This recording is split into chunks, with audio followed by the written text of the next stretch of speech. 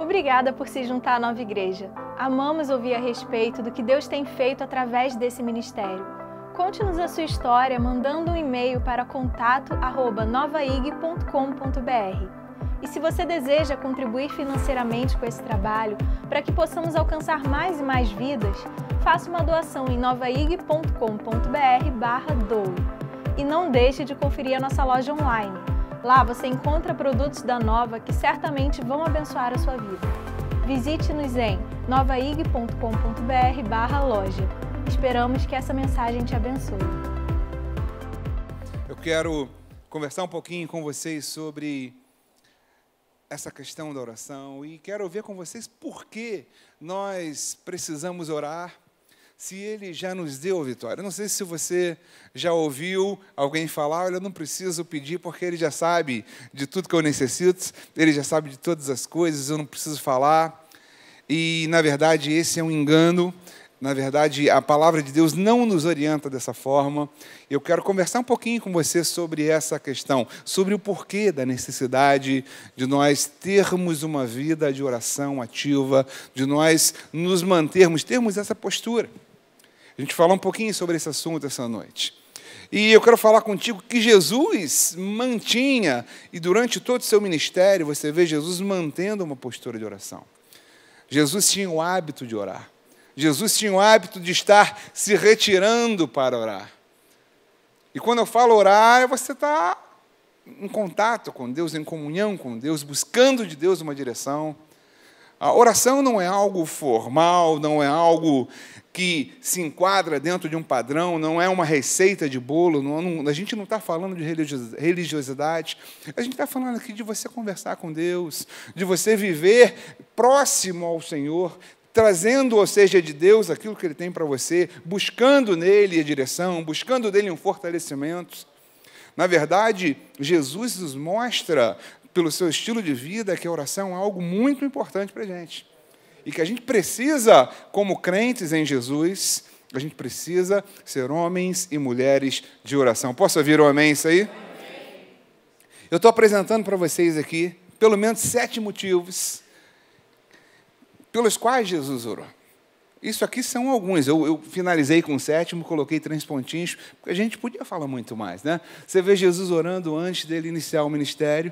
Quando Jesus é batizado, Jesus foi batizado nas águas, e dali ele se retirou, passou 40 dias jejuando e orando, se preparando para o que viria pela frente, para o seu ministério. Jesus mostra ali uma postura de oração. Depois a gente fala um pouquinho, a gente vê que Jesus ora antes de escolher os seus 12 apóstolos, aquela equipe, o time de Jesus, a equipe que Jesus escolhe para liderar, ou seja, para suceder, para ficar após ele. Na verdade, aqueles 12 homens ali foram homens que mudaram a história. Eles começaram a igreja primitiva e foram discípulos de Jesus, que foram formados por Jesus. E Jesus, uma noite antes, Jesus se retira para orar. Antes de Jesus nos ensinar a oração do Pai Nosso, Jesus estava orando. A Bíblia diz que Jesus estava orando e, de repente, um de seus discípulos chega, mestre, ensina-nos a orar. Aí Jesus, cara, quando vocês orarem, orareis, vocês vão orar dessa maneira. E Jesus ensina aquela equipe, aqueles homens e mulheres, a oração do Pai Nosso. Antes da transfiguração de Jesus, Jesus se retira para orar. Estava lá com ele Pedro, Tiago e João, eles estavam ali. E a Bíblia diz que antes de Jesus ser transfigurado, da glória do Senhor vir sobre ele, e ele resplandecer, ele estava orando. Na última ceia, Jesus ora com seus discípulos, ao repartir o pão, agradecendo. No Getsêmani, Jesus, no momento de aflição, antes da sua crucificação, antes do seu martírio, Jesus, ele se retira para orar. E a palavra de Deus, ela mostra para a gente que Jesus estava angustiado, com o coração, vendo tudo aquilo que iria vir. E ele chega e fala, Pai, se for possível, passa de mim esse cálice. Jesus vai lá buscar um conforto, buscar um fortalecimento, buscar uma direção. Na cruz, você vê Jesus orando pelas pessoas, Pai? Não esquenta com o que eles estão fazendo comigo, porque eles não sabem o que fazem. Jesus estava em todo o tempo orando.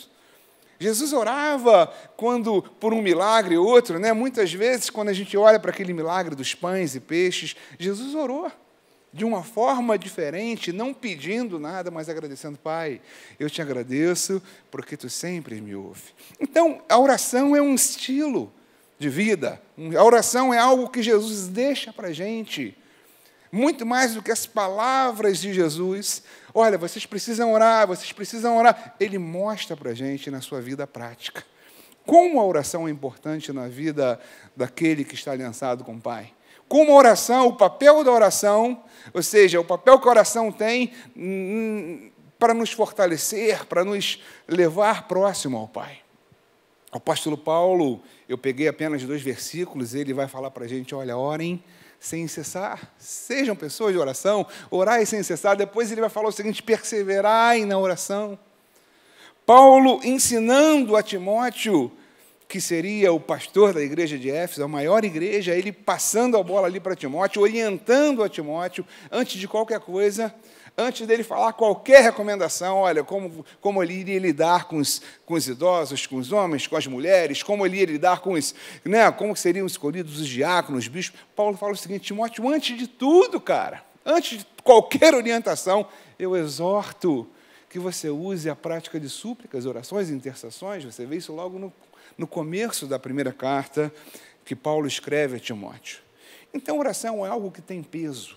Oração é algo que é importante para nós. E o livro de Atos, capítulo 12, ele fala para a gente uma história muito interessante.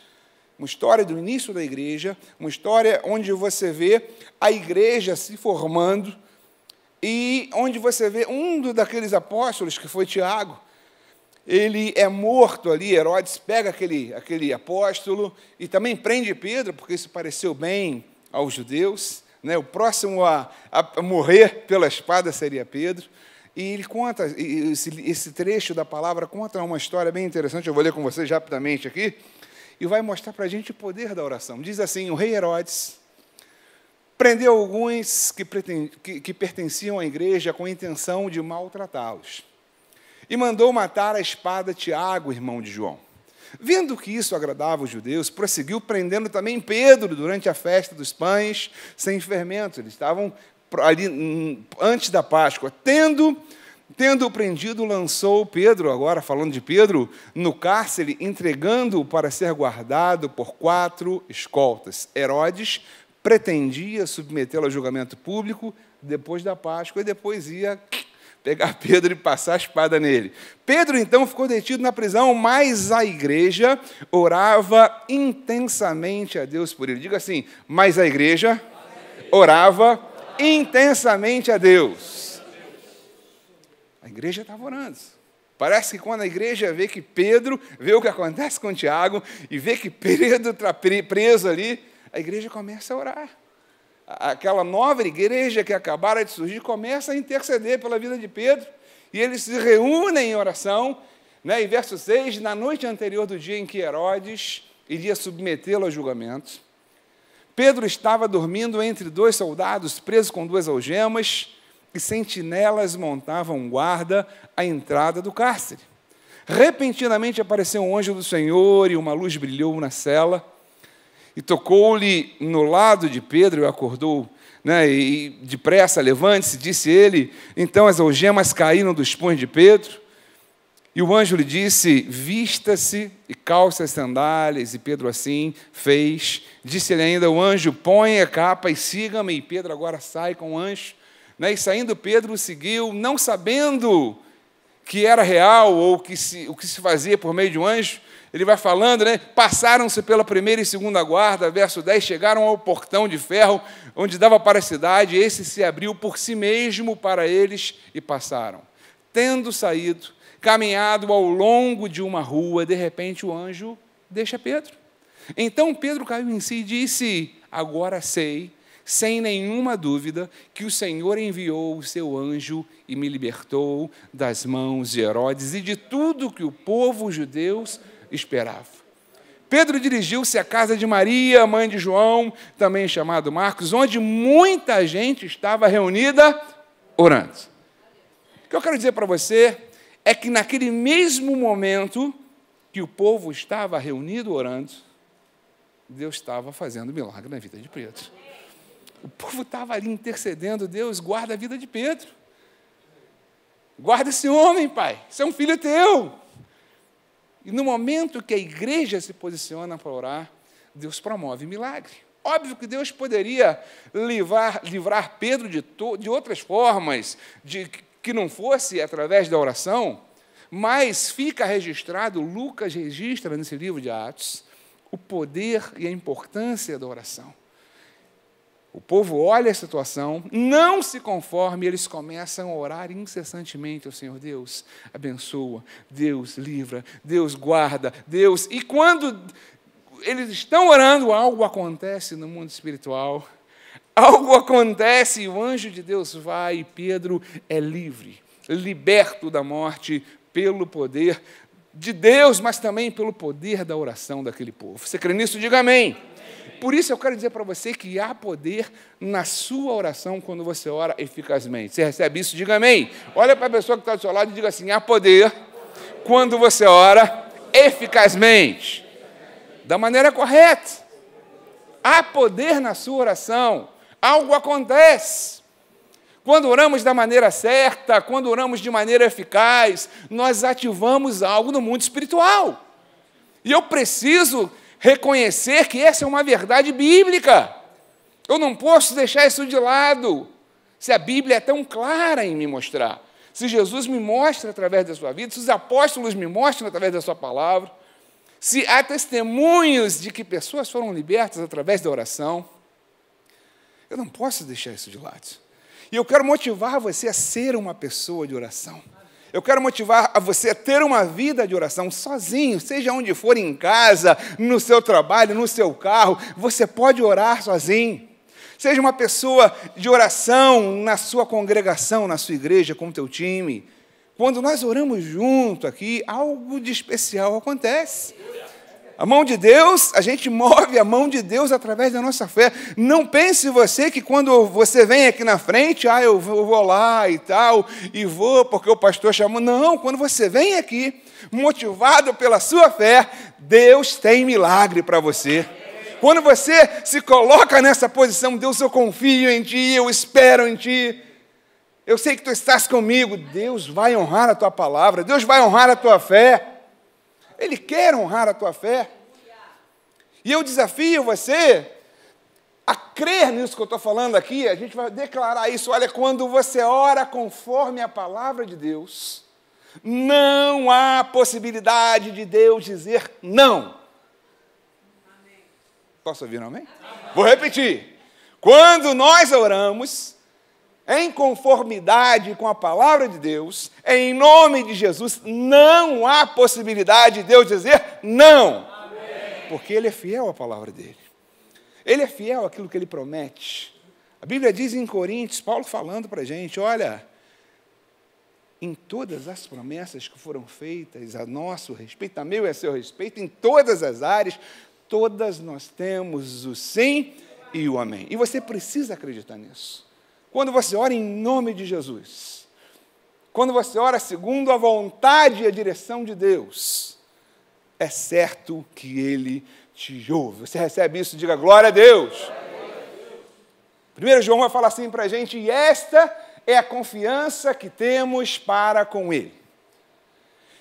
Que se pedirmos alguma coisa segundo a sua vontade, Ele nos... Beleza. E se sabemos que Ele nos ouve quanto ao que lhe pedimos, estamos certos de que obtemos os pedidos que lhe temos feito. Interessante que esse é um versículo muito claro. Mas para os mata-fé, ou para os incrédulos, enfim, eles vão olhar esse versículo e falar o seguinte, não, mas espera aí, eu nunca sei se é da vontade de Deus, né? Se eu orar segundo a vontade dEle, mas eu não sei se Ele quer me curar hoje. Eu não sei se Ele quer trazer um milagre para a minha casa hoje. Eu não sei se Ele quer trazer um milagre na minha finança hoje. E eu quero dizer para você que Ele quer, que Ele tem milagre para você, que a vontade de Deus para você é boa, perfeita e agradável. Repita isso comigo, a vontade de Deus para mim é boa, perfeita e agradável. Sempre, sempre a vontade de Deus está expressa na sua palavra, aquilo que a Bíblia diz. Quando a Bíblia diz que Ele levou sobre si as tuas enfermidades, é porque Ele levou. É porque essa é a vontade de Deus, que você seja curado, que você seja sarado, que você seja abençoado na sua área física. Quando a Bíblia diz que o Senhor se compraz, tem prazer, tem alegria na sua prosperidade, é porque a vontade de Deus para você é que você seja próspero. Quando a Bíblia diz que nós seremos reconhecidos como famílias benditas do Senhor, a vontade de Deus é que a nossa família seja uma família abençoada. Então, quando nós oramos pedindo a Deus por saúde, por prosperidade, por uma família abençoada e muitas outras coisas que estão na palavra de Deus a nosso respeito, é certo que Ele nos ouve. Você crê nisso? Diga amém. Às vezes a gente, movido pelas circunstâncias, movido pela nossa alma, quando a gente perde o foco do que a palavra diz e quando a gente coloca o foco nas circunstâncias, a gente se esquece dessas verdades. Eu quero lembrar você que quando você ora, quando você abre a sua boca, é certo que Deus irá ouvir você, se você ora da maneira certa, ou seja, em nome de Jesus e segundo a palavra de Deus. A Bíblia fala para a gente no livro de Daniel, que Daniel estava orando, e ficou 21 dias orando, Daniel capítulo 10, e de repente Daniel é visitado por um anjo, e fala, Daniel, cara, você é um cara muito amado, e Daniel fica meio preocupado, temeroso, e ele fala o seguinte, Daniel, fica tranquilo, eu vim aqui porque o Pai me mandou, Deus me mandou, e eu quero te dizer o seguinte, desde o primeiro dia que você abriu tua boca, o Senhor ouviu a tua oração e me mandou com a resposta. Então, Deus, Ele registra, Deus, Ele recebe, e Deus tem resposta instantânea para você. É por isso e por conta disso, que você já deve ter ouvido o pastor Maurício falar aqui na igreja, que é uma atitude de incredulidade, você ficar pedindo hoje, pedir a mesma coisa amanhã e a mesma coisa amanhã, porque parece que a gente desacredita o pedido que a gente fez ontem. Não, Deus ouviu, Deus registrou, começa agora a agradecer, começa agora a declarar a Deus, eu ainda não estou vendo isso, mas eu, pelos meus olhos da fé, eu quero te agradecer, eu quero começar a enxergar isso, eu quero começar a gerar isso no meu coração, e o milagre vai acontecer na sua vida. Você recebe? Diga amém. Jesus vai falar o seguinte para mim, pedi e dar-se-vos-á. Perceba que Jesus, Ele, embora saiba de todas as coisas, o salmista vai falar que o Senhor esquadrinha os nossos pensamentos, o nosso coração. Deus te conhece melhor do que você mesmo, Deus sabe muito melhor do que você aquilo que você precisa. Coisas que eu nem sei que estão acontecendo, Deus está antenado, me dando livramento, me guardando, me protegendo. Deus sabe de todas as coisas. Mas não é porque eu sei que Deus sabe de todas as coisas que eu vou deixar de pedir, não. Eu vi Jesus pedindo, eu tenho as orientações do apóstolo Paulo, eu tenho os testemunhos que aconteceram com os discípulos. Eu preciso pedir, eu preciso abrir minha boca, porque quando você pede, você exercita a sua fé. Quando você pede, você confessa. Quando você pede, você traz à existência alguma coisa que está retida. E a vitória já te pertence. A vitória já é sua. Você é mais que vencedor sobre toda e qualquer situação. Não há nada que possa te trazer condenação. Cristo já te fez vencedor sobre todas as coisas. Depende muito mais da gente. Depende mais de uma postura de fé, de uma postura de nós estarmos orando, intercedendo. Por isso que a gente daqui a pouco vai estar ministrando aqui, orando contigo. Você vai estar pedindo. Não é o pastor que vai estar orando por você simplesmente, mas você vai estar abrindo a sua boca e falar, Deus, eu preciso disso. Deus, a minha família está assim, mas eu já vejo a minha família dessa forma. Deus, eu preciso de uma porta e eu já vejo isso acontecendo na minha vida. Deus, eu posso estar com uma dor aqui, mas eu sou curado em nome de Jesus. Eu tomo posse da cura que Ele conquistou para mim. Esse é um momento de fé. E como nós vimos com o apóstolo Pedro, quando nós oramos, algo de especial acontece no mundo espiritual. Eu quero desafiar você a estar com seus olhos abertos, com seus olhos espirituais, para tentar entender, para tentar enxergar aquilo que Ele já fez por você, aquilo que Ele já fez para a sua vida. Você crê nisso? Jesus chega para os seus discípulos e para as pessoas e fala o seguinte, olha, até agora, vocês não pediram nada ainda em meu nome. Pedi e recebereis, para que a vossa alegria seja completa. Ele se incomoda com você. Ele quer te fazer feliz, Ele quer trazer para você alegria, e você precisa guardar isso no seu coração. Ele tem alegria para você, Ele tem suprimento para você, Ele tem bênção para você, Ele tem milagre para você, Ele tem vitória para você. Você recebe isso, diga amém. Ah, pastor, o senhor está sendo tão incisivo. É isso mesmo. Eu quero mexer com o teu coração, eu quero, né, fazer você refletir. De repente você chegou aqui meio desacreditado, eu estou pedindo, as coisas não acontecem. Não, Deus tem vitória para você. Deus tem nova vitória para você hoje. Você crê nisso? É isso. Ele quer te dar, está à tua disposição. Que eu quero começar a orar um pouquinho com você. Eu quero começar a desafiar você. De repente, olhar para aquilo que de repente tem roubado a tua fé, tem te trazido uma certa ansiedade, temor, medo. Coisas que você tem olhado, né, e você tem, Deus, como vai ser isso? De repente, as minhas possibilidades não me permitem ver, visualizar, enxergar dessa maneira, mas eu quero olhar pelos teus olhos, eu quero olhar pelos olhos da fé. Não é pela minha força, nem pela minha possibilidade, mas é, Senhor, pela Tua possibilidade. Na Tua palavra eu me lanço. Quando Josué e Caleb se voltaram de espiar a terra de Canaã, eles perceberam uma coisa com muita clareza. Havia um exército ali, e um exército muito mais forte. Um exército formado. Havia um povo que habitava em fortaleza. Jericó era uma fortaleza. Mas, ao contrário daqueles 10 espias que voltaram atemorizados, Josué e Caleb olham para aquela situação e diz: o Senhor nos levará naquela terra. O Senhor nos dará a terra. Ele prometeu. Ele prometeu, Ele fez a promessa, e aquele que fez a promessa é fiel para cumprir. Você crê nisso? Você recebe isso? Ele é fiel para cumprir.